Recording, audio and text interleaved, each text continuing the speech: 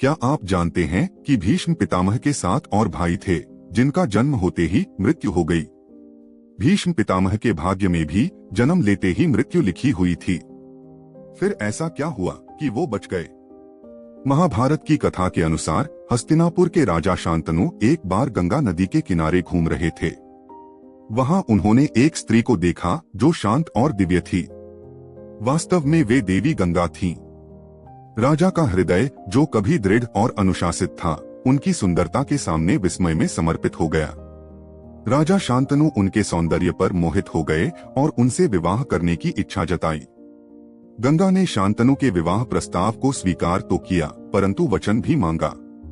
उन्होंने कहा कि उन्हें अपने अनुसार कार्य करने की पूरी स्वतंत्रता होनी चाहिए और शांतनु कभी उनके किसी कार्य पर कोई प्रश्न नहीं उठाएंगे या उन्हें रोकेंगे नहीं।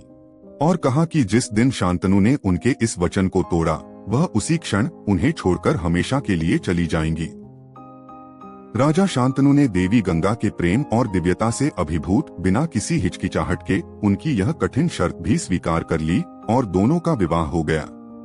समय के साथ गंगा ने उनके पहली संतान को जन्म दिया।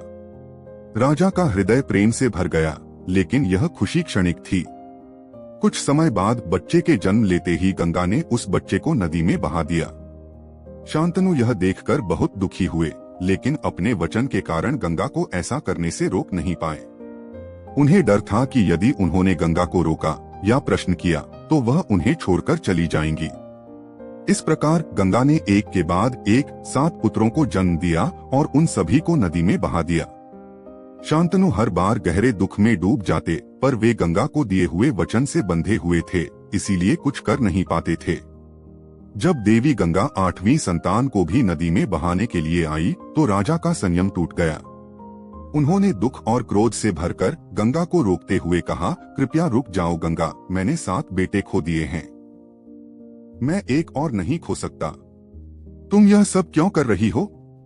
राजा शांतनु के प्रश्न पर देवी गंगा ने कहा, हे राजन, आज आपने अपनी संतान के मोह में मेरा वचन तोड़ दिया है।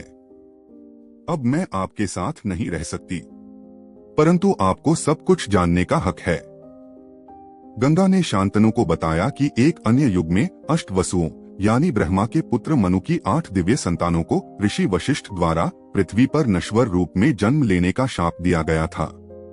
इस श्राप से खुद को मुक्त करने के लिए वे मेरे पास मुक्ति की मांग करते हुए आए।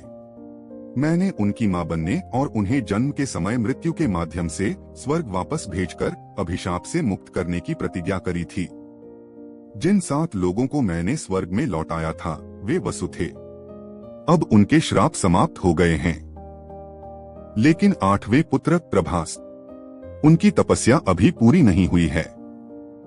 8वां पुत्र जीवित रहेगा और यही आपके वंश को आगे बढ़ाएगा। उसे नश्वर रूप में जीना होगा, धर्म और पीड़ा के मार्ग पर चलना होगा, तभी उसकी आत्मा को मुक्ति मिलेगी।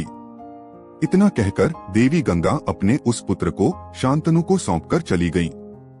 परंतु उसे अच्छी शिक्षा और पालन पोषण के लिए कुछ वर्षों तक गंगा के साथ छोड़ दिया गया। उस बच्चे का नाम देवव्रत रखा गया।